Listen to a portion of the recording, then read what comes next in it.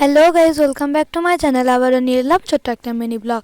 তো আজ চলে এসেছিলাম মাঠ। তো মাঠে এসে চোখে পড়ে গেল এই ছোট্ট কুল গাছটি। ছোট্ট কুল গাছের মধ্যে একদম ছোট্ট ছোট্ট কিছু কুল দেখতে পাওয়া যাচ্ছিলো, যেগুলো অনেকটাই পেকেও ছিল, আবার কিছু ডাসা ডাসাও ছিল। তো সেখান থেকে আমি প্রথমে একটি দুটো কুল তুলে নিলাম। তো কুলগুলো অনেকটা টক ছিল, তো সেজন্য আমি আর খাইনি গো। তারপর এই দেখো গোচারণ, যেটা ভগবান শ্রীকৃষ্ণ নিজেও করেছিলেন।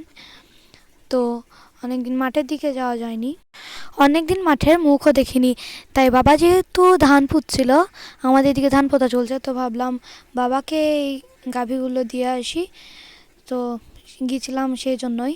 আর এদিকে দেখো দুটো মাঠের ধারে কত সুন্দর ধান পোঁতা চলছে। এখন ধান সবুজে ভরা।